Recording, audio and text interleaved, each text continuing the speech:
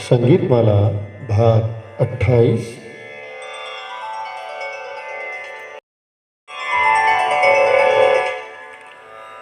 आज हम तानसेन की बात करते हैं। तानसेन का जीवन वृत्त, क्योंकि संगीत की दुनिया में तानसेन का उल्लेख चहुओर है। भारतीय शास्त्रीय संगीत का उल्लेख होते ही तानसेन का नाम जुआ पर आता है। तानसेन का वास्तविक नाम तन्ना मिश्र था और पिता का नाम मकरंद पांडे। बहुतों को आश्चर्य होता है कि तानसेन तानसेन तानसेन करके ही जानते हैं, लेकिन तानसेन के जीवन के घटनाक्रम में हम जाते हैं तो एक अद्भुत व्यक्तित्व हमें दिखाई देता है। एक अद्भुत साधक, अद्भुत संत। तानसेन के जन्म तिथि के संबंध में अनेक मत हैं।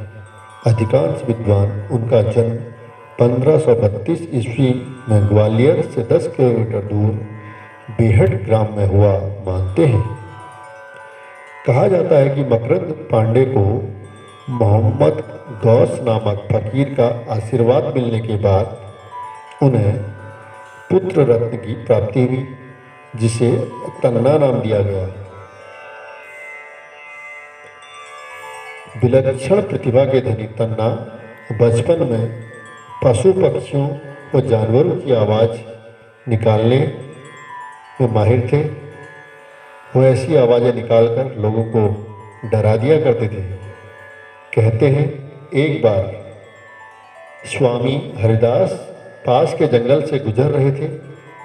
बालक तन्ना ने पेड़ की आड़ में छिपकर शेर की आवाज़ निकाल उन्हें डराने का प्रयास किया और हंसते हुए उनके सामने खड़ा हो गया।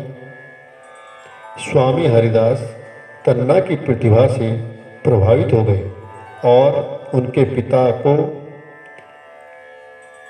कहा, उनसे उन्होंने अनुमति ली कि वह तन्ना को संगीत की शिक्षा देने ले जाते हैं और वो उसे वृंदावन ले गए। हरिदास की देखरेख में संगीत शिक्षा ग्रहण कर रहे तानसेन अपने पिता की अस्वस्थता को देखते हुए ग्वालियर लौट आए। कहा जाता है कि पिता की मृत्यु के बाद तानसेन मोहम्मद गौस के पास रहने लगे। ग्वालियर की रानी मृगनयनी का गायन सुनने वे कभी कभी जाया करते थे।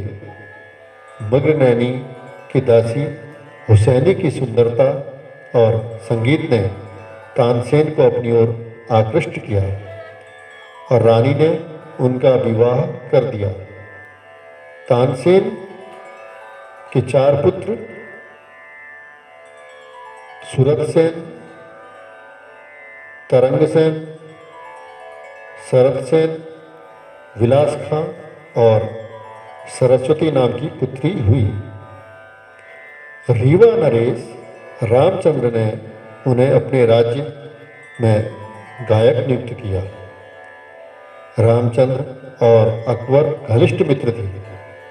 कहा जाता है कि महाराज रामचंद्र ने अकबर बादशाह को उपहार स्वरूप भेंट कर दिया था।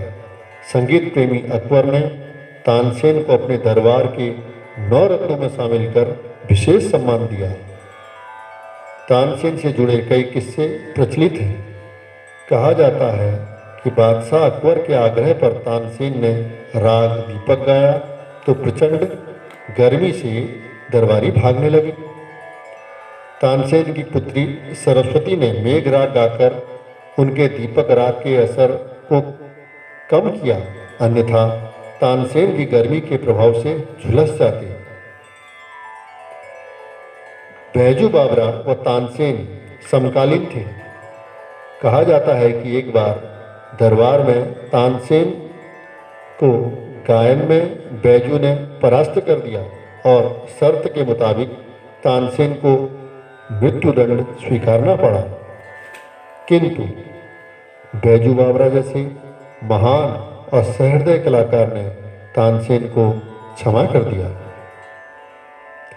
तानसेन के बारे में कहा जाता है कि बाद में उन्होंने मुस्लिम धर्म स्वीकार कर लिया।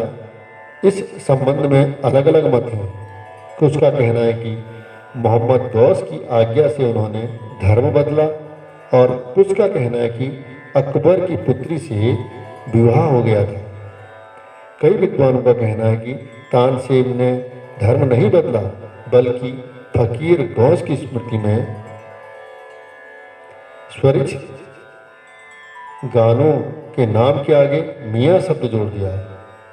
जो उनके स्वरचित गीत थे उनमें नाम जोड़ने के कारण ही उन्हें मान लिया गया कि यह धर्म बदल चुके हैं। तानसेन ने अनेक रागों की रचना की, जैसे दरबारी कानड़ा, मियाँ की तोड़ी, मियाँ मल्हार, मियाँ सारंग आदि। सन 1885 में तानसेन की दिल्ली में मृत्यु हो गई और ग्वालियर में गुलाम गौस की कब्र के पास उनकी समाधि बनाई गई। उनकी याद में प्रत्येक वर्ष ग्वालियर में समारोह किए जाते हैं।